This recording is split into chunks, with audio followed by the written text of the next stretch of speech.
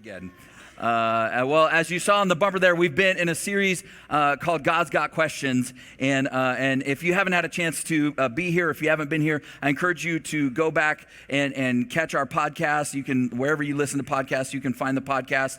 And you can also find it through the Church Center app, which Pastor Moses was talking about. So in our family, my wife and I, we've been married going on 29 years this year. And we have 4 children. And in our family, Hansi is the picture queen. Like, she wants pictures of everything. Anybody else have a mom like that? Or you're the mom that's kind of like that? You just take pictures everywhere. For her, it's like it's pictures or it didn't happen. Like, if there's no proof, if there's no digital proof somewhere that we did that thing or we went there, like, our memories aren't enough. We need the pictures of it. And so she likes to document and preserve the memories pretty much of everything. Like, we're just, no matter where we are, we're walking down the street, taking a picture. Here, pose for a picture with me. And so she has like 9 bajillion pictures on her phone. And I buy my phones based on like the newest and the fastest and the capabilities of it. We simply, like, there's only one criteria when it comes to buying her phone, and that is how much storage can we get on this device, because she's going to have so many pictures. And so we take a lot of pictures as a family, and she takes a lot of pictures of our kids. The problem is that we have a 9-year-old who really isn't always super stoked to take pictures. And on top of that, he and I, his name's Kelton, he and I have this kind of sensitivity to sunlight that other people in our family don't seem to have. And so, in fact, my wife, she's got like superhuman eyes. She could just like stare at the sun and it's totally fine. I'm like, I don't know, that's probably not good for you, but like it's weird because the difference between how our eyes adjust to the sun is significant. And so in almost every picture we take as a family, Kelton's eyes are closed, or he's like squinting so bad and he's like looking over there because he can't see, and the picture is actually, the person taking the picture is on this side. It looks like he's in pain, or he's like making a weird face. And so it's always this production. It usually takes several takes, and it drives his mom crazy. Like, it's one of the things that I think just makes her head want to explode more than anything else. That, and a couple weeks ago I told you about the dishes. So it's the dishes and pictures, not posing for pictures. But admittedly, sometimes his condition doesn't make a lot of sense, because we will be in complete shade and it's forecast out, and he's still like, like he can't. So I think he might be faking it. I don't know. And so we were talking and laughing about this the other day, and it got me thinking about how often, like, we think about light that illuminates and enables us to see things that we couldn't otherwise, which is great. Like, I don't know how old you are, but I am the age that you get out your phone and turn on the flashlight to look at a menu in a restaurant. Anybody with me? I'm like, can we just turn the lights on? Why do we have to eat in the dark? Like, who wants to eat in the dark? Turn it on. We also think about how light can show us the way to go when it's dark. But what about light that kind of stops us in our tracks? What about light that blinds us? What about light that doesn't cause us to open our eyes wide so that we can see what we couldn't see previously, but light that makes us squeeze them shut because we can't bear the brilliance? We got to look away. We can't bear the brightness. So as we said a second ago, we've been in this series about God and the conversations that he's having with people in the scriptures, and specifically these moments where he asks a question. And we've been sort of reverse engineering those experiences and those conversations for ourselves, and kind of looking at what he might be saying to us through those questions. And today we're kind of landing the plane at this moment between this religious guy and Jesus, and looking at the question that Jesus asked him that completely changed the course of his life and of his faith. There are a lot of really profound questions that Jesus could have, that we could have looked at, that Jesus asked people if you look through the Gospels. There's a lot of different options that we could have chosen, but this one in particular is really, really powerful to me, because it's one of the most confrontational moments that Jesus has in the New Testament. In fact, the question that Jesus asked was accompanied by a light that was so powerful and so brilliant and so bright that it left the religious guy that Jesus was talking to completely blinded.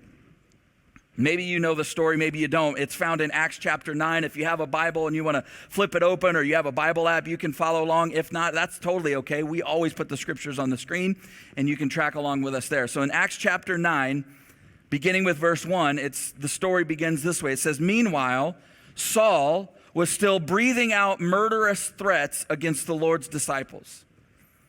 he went to the high priest and he asked him for letters to the synagogues in the city of Damascus, so that if he found anyone there who belonged to the way, whether men or women, he might take them as prisoners to Jerusalem. And the sort of postscript or unspoken there is that that's where they would be executed if they didn't renounce their beliefs. Now, you may know this. Maybe you've been around church long enough to know this. But this guy, Saul, that's in this story, is the Apostle Paul. It's the same guy. He didn't necessarily change his name. Saul was his given Jewish name, but he was also a Roman citizen, which meant that he had a Greek and Roman name as well, and that Greek-Roman name was Paul. And so as he begins to be a follower of Jesus and you get into his story, he feels like his calling is not to Jews, but to people who are non-Jews, and so he goes by his non-Jewish name. So Saul is Paul. And we're going to get to Jesus' question that he asked him in just a second, but I didn't want to rush through this part of the story, because what a way to begin a story, right? Saul is breathing out murderous threats towards those who are followers of Jesus, flat out stating that his intention is to kill Christians. I mean, think about that. I mean, that's pretty dark. That's pretty intense. That's pretty severe. But if you think it's because Saul is evil, or because he's godless, or that he's not spiritual or religious, or that he's somehow without morals or ethics, you'd be mistaken. In fact, it's just the opposite. He was completely committed and faithful to Judaism. He genuinely wanted to please God. And yet here he is, a murderer, a serial murderer. See, I don't know if you've experienced this, but I think we all know what it's like to have somebody hate on us, but you've never been attacked until you've been attacked by a religious person, right? You've never been attacked by anybody unless you've been attacked by a religious person. Because religious people will attack you as if it's their duty and their service to God to attack you and pull you down, because often they believe that it is. See, Saul had committed multiple murders, but he wasn't this deranged serial killer. He was a scripture-quoting, head-bowed praying, commandment-keeping, devout Jewish guy. And he was so committed to his faith and to the truth that he had dedicated his life to stamping out what he believed was a cult.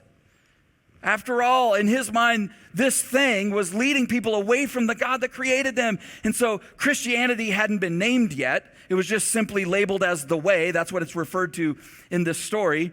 And so in his mind, anyone who was a part of the way was his enemy. And honestly, like, as cult names go, the way, that's a pretty good cult name. Sounds like a Netflix documentary that I would watch, you know? Like, I'd be into that. But the point is, you got to be careful how you label people. Because depending on how you label someone, it can give you permission to destroy them in all kinds of ways.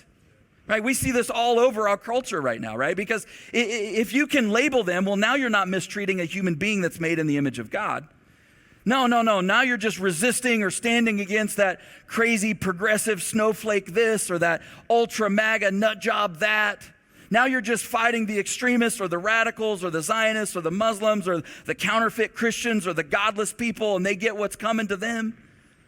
And so think about this guy Saul. His whole life had been consumed with pleasing God and keeping his laws. And now he's on his way to snatch men and women from their homes and drag them back to Jerusalem to stand trial and be put to death. Not because of something they had done, but because of what they believed.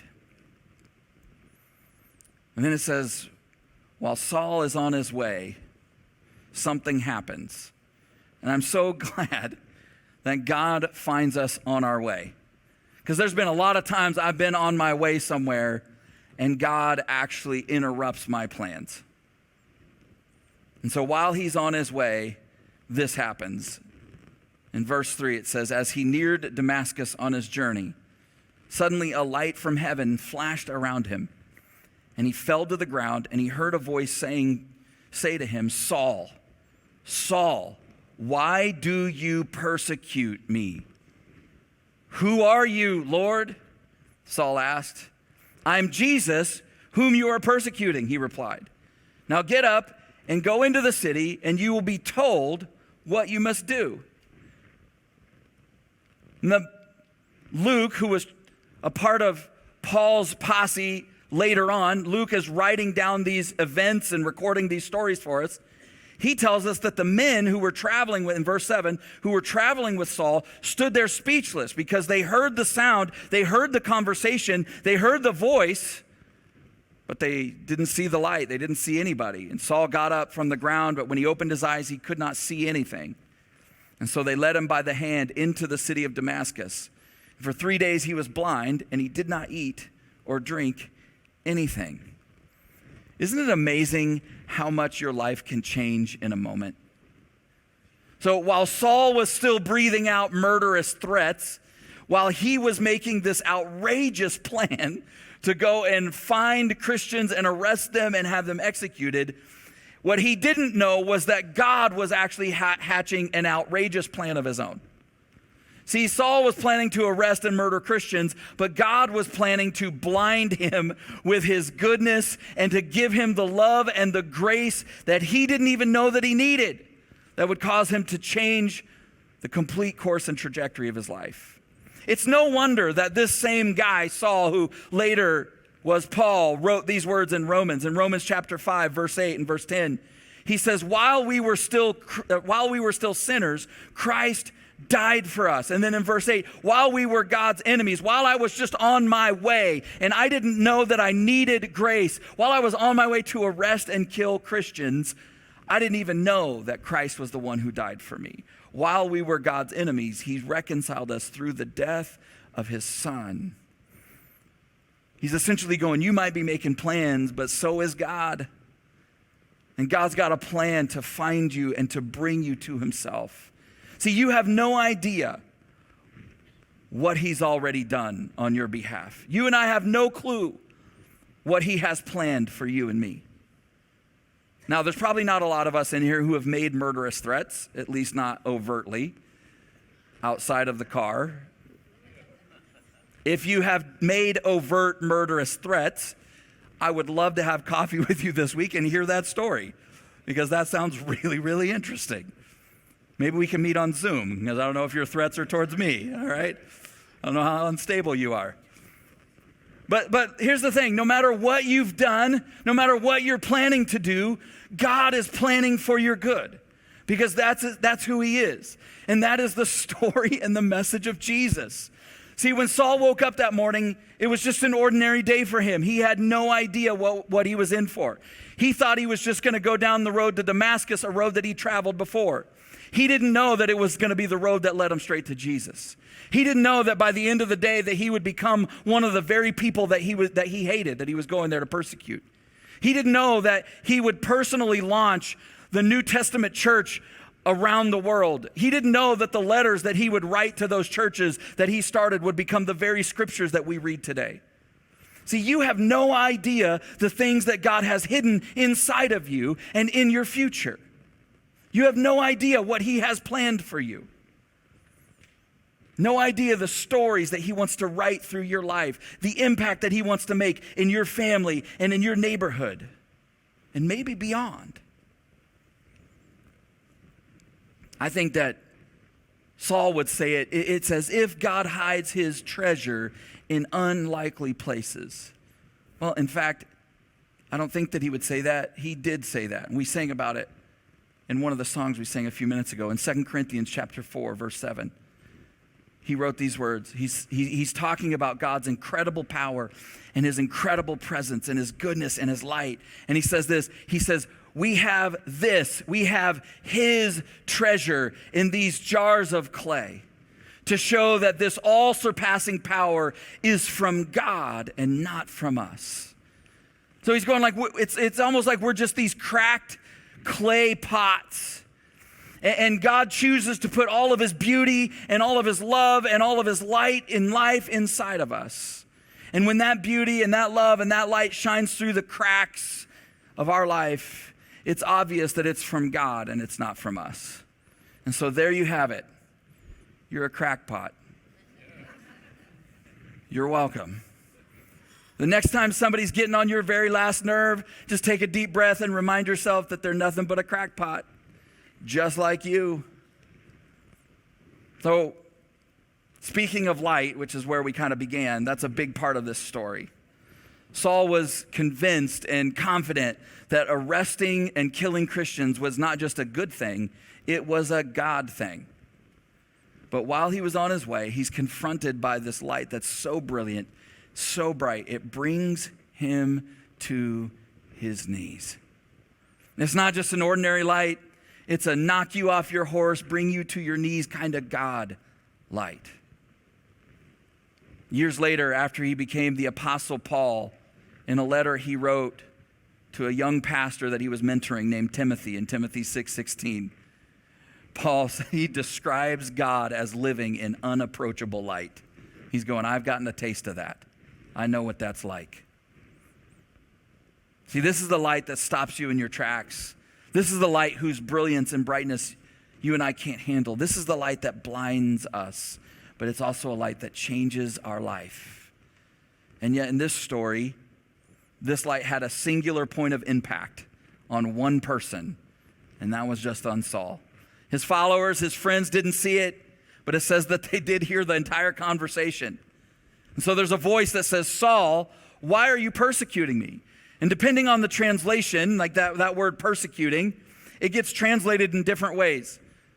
In some translations, it says that, why are you oppressing me? And some say, why are you harassing and causing trouble for me? Why are you being so cruel to me? Why are you attacking me? Why are you working against me? And the one that I find so powerful is Saul, why are you fighting against me? Why are you fighting against me? So Saul, if you know anything about his story, he was full of pride and anger. He was so sure that he was right about everything. But then he had this moment where he experienced God's light, a light that blinded him. And it blinded him to humble him because it was the only way that God could do that. Nothing else would have done it. If he could have seen, he would have fought back. If he could have gotten up, he maybe would have run away. If it had just been a voice, I think he would have tried to argue and talk his way out of it because he was brilliant and smart, articulate. So I wonder for you and I wonder, is it possible that you don't know it, but that the person that you're fighting against in your life or in an area of your life is God? That God's trying to get you to see something, that he's trying to get you to change directions, that he's trying to get you to come to him. You think you're fighting your boss or your neighbor or your ex, but God is the one that's trying to get your attention. God is the one that's trying to get you to stop going that direction. God is the one that's going, hey, look at me. So I'm not somebody who likes to fight a lot, but my wife can tell you I also don't surrender easily.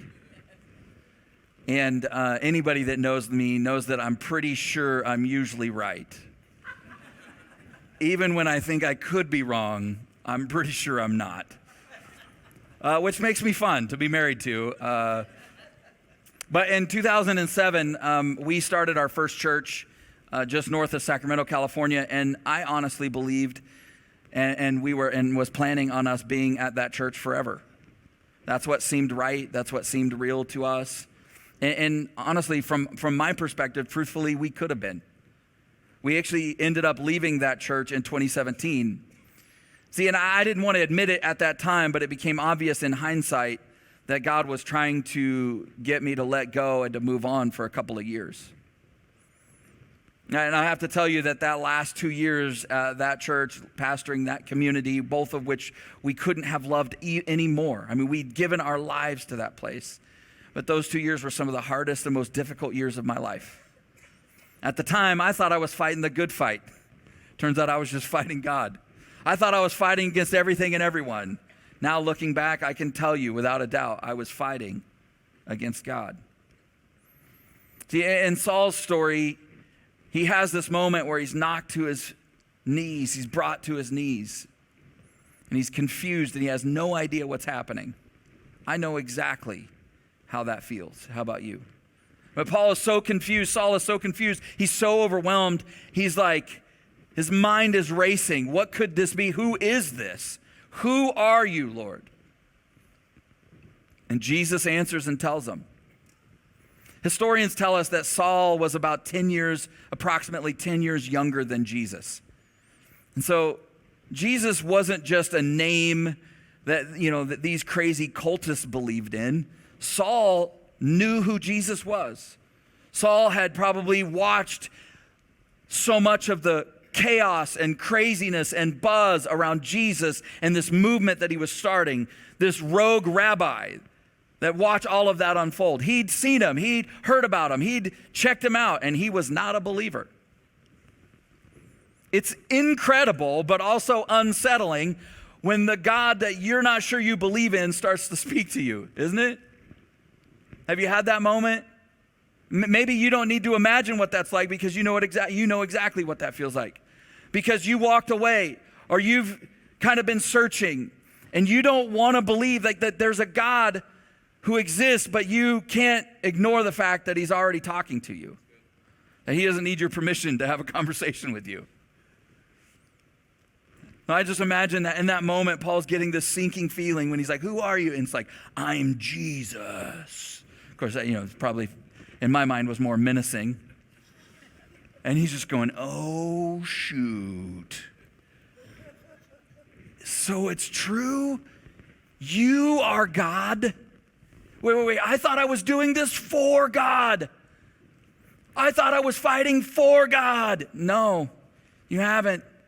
You haven't been fighting for me. You've been fighting with me. You've been fighting against me. Can you imagine that? That must have just hit him like a ton of bricks. Have you ever been so sure of something in your life and then have that thing completely ripped out from underneath you? How completely disorienting that is. It must have hit him like a ton of bricks, so much so that not only was he blind, but he also couldn't bring himself to eat or drink anything for 3 full days. I can tell you, I've had a lot of bad stuff happen in my life. I've been really, really upset. I've never been so upset I didn't eat for 3 days. I've not eaten for 3 days on purpose, but I've never just been accidentally like, I'm so upset I didn't eat. I don't accidentally forget to eat. I know that's shocking. And I think part of what he was experiencing in those 72 hours is coming to terms with the terrible things that he had done, thinking that he had done them for God. And it's hitting him, how long has God been trying to get my attention? Because the truth is, this isn't the first time that God was trying to get his attention. So toward the end of the book of Acts, Saul, who is now going by Paul, he's retelling this story, this exact story. But in his retelling, he includes a detail in his version that isn't in this version, something else that Jesus said to him. And this is what he says in his version, Acts 26:14. He said, I heard a voice saying to me in Aramaic, Saul, Saul, why do you persecute me? And then this little added part, it's hard for you to kick against the goads. It's hard for you to kick against the goads. Now, you probably know this, but a goad was a long, just like pointed stick that was used to poke stubborn animals to get them moving in the right direction. And the goad doesn't hurt unless you kick against it. It doesn't feel great, but it's enough to be like, oh, okay, that's the direction you want me to go. And Jesus, the implication of what Jesus is saying is that this isn't the start of this conversation that God's been trying to have with him. He's been speaking to him, goading him, prodding him, trying to get his attention, trying to get him to change directions. And Saul had just been ignoring him, pushing it off. And so now God shows up and knocks him off his high horse and blinds him to get his attention. Why are you kicking against the goads? Don't kick. It's not good for you. It's hard for you. It's hurtful. It's damaging. It's painful. See, I may not know all the details of your story, your journey with God, but I do know that he's been speaking to you. I do know that he's been reaching out to you with his love. He's been lovingly goading you toward faith and hope and love, towards compassion and sacrifice, towards a life that's bigger than you. How many of us have been kicking against the activity of God in our lives? And then when it hurts, we blame God. I knew you would do this. Why did you make me feel this way? The question I want to ask you this morning is, regardless of wherever it is that you're starting from, where is it that you might be fighting against God? Maybe you're thinking, well, I mean, that's a good story, but I don't really think that I am fighting against God. And I get that too. But there's another aspect to this story that we haven't talked about yet. See, I think it's easy for us to spiritualize what Jesus said to Paul, which is kind of what we've done so far, so that we could apply it to our lives. And that is a challenging and powerful and really insightful and helpful way to look at the story. But there's also the real world, everyday truth for us to confront that's in the story. Because there's the whole, like, why are you fighting against me angle of what Jesus said to him. But there's also just the straight up, why are you persecuting me part too, right? So Jesus says, why are you persecuting me? And Saul's answer is like, I ain't persecuting you, I'm persecuting people. So then according to Jesus, Saul persecuting people was Saul persecuting Jesus. Okay, yeah, I get that, but I'm not persecuting anybody, which may or may not be true of you and me, but I think there's a larger point, and this is what I want you to see. So in Matthew chapter 25, Jesus is describing how we will all stand before God one day, and he calls him the King. We're all going to stand before the King one day. And he explains how the King, or God, is going to distinguish between those who are truly part of his family, and he calls those people sheep, and those who just kind of look the part. He calls those people goats. And so Jesus gives this really elaborate example of being hungry and thirsty and needing clothes and being in prison. And at the end of it, Jesus says that the King will say in Matthew 25:40, he says, truly I tell you, whatever you did for one of the least of these, you did for me. Whatever you did to them, you did to me. Now, the list that Jesus gives is about feeding and clothing and visiting people in prison, and that's a pretty great list. But I don't know about you, but it's kind of surprising that in the final estimation, when the King is going to look at us and go, are you a sheep or a goat? Are you part of my family or not? It's really interesting to me what's not in Jesus's list, that it's going to be evaluated. See, the true measure of our devotion to God is not how much scripture you know. It's just not. It's not how devout you are in your faith. It's not necessarily even your theology. It's not how right you were throughout your life or how well you kept the commandments.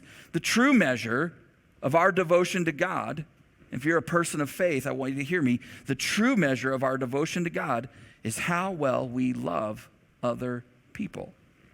We love God not and love people. We love God by loving other people.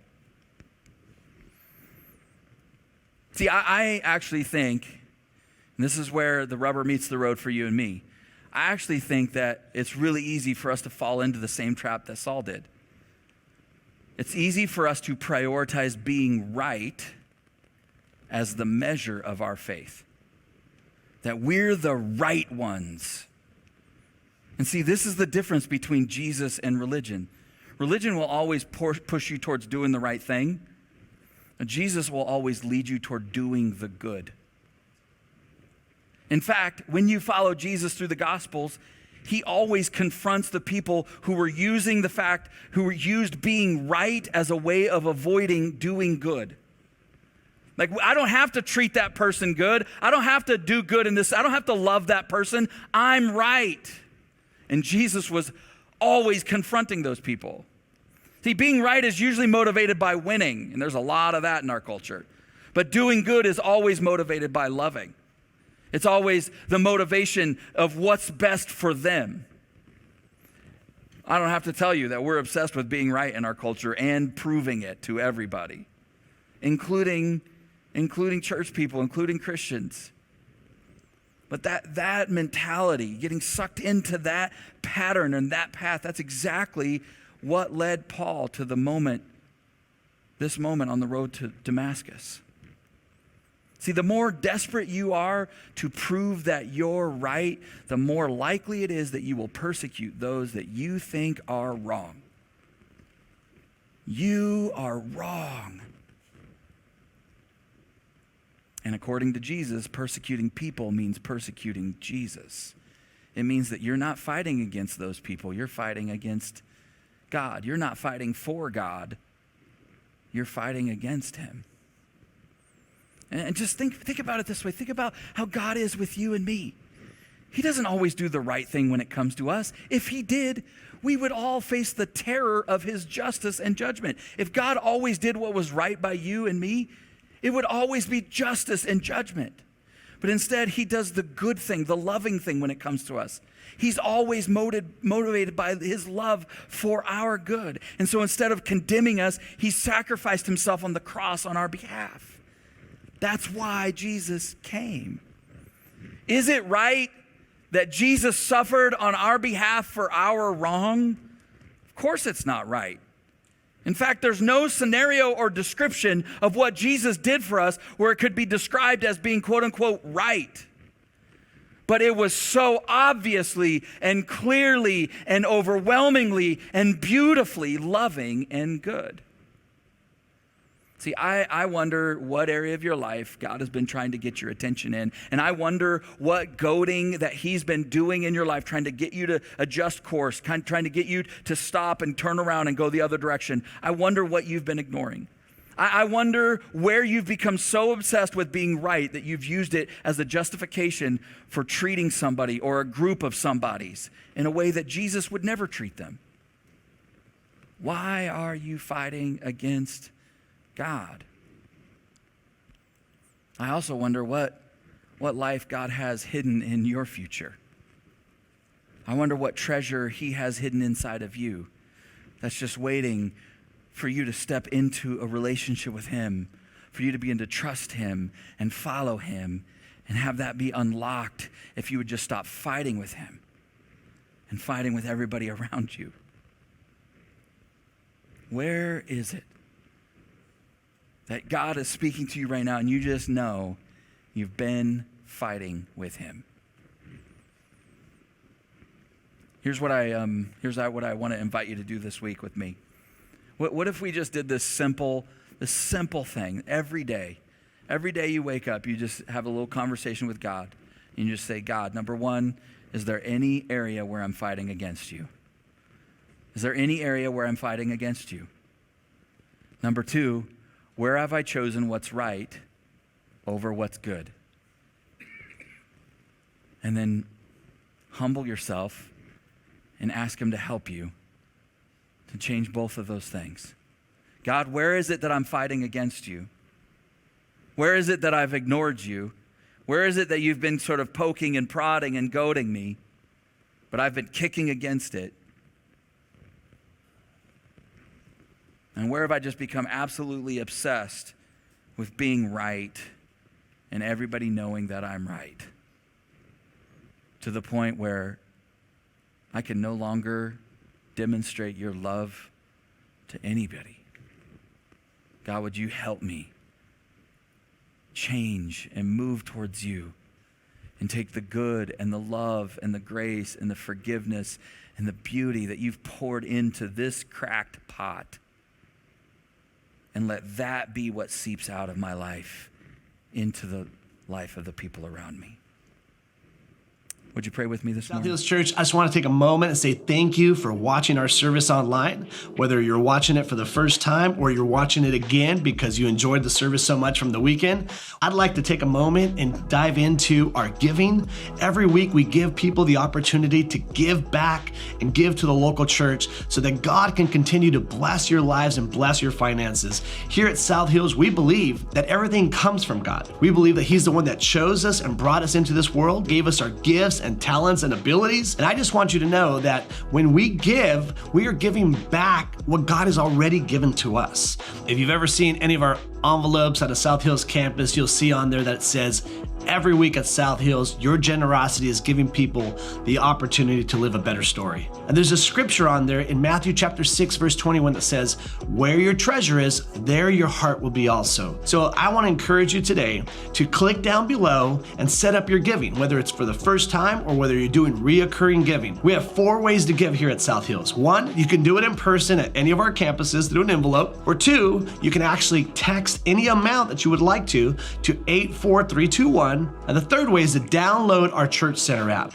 I encourage you to do this one because the Church Center app gives you opportunity to stay connected with our church and your campuses. It's a great tool and resource for you to know what's going on. And the fourth way to give is to give online. You can go to southhills.org/give and you can set up your giving there. Whether you're a guest of our church or whether you are a member of our church, whether you simply just like to watch our services, I encourage you to trust God with your finances so that He can bless and anoint your finances and you can be trusting God in this journey of living life to the fullest. I love you and thank you for watching our online service today.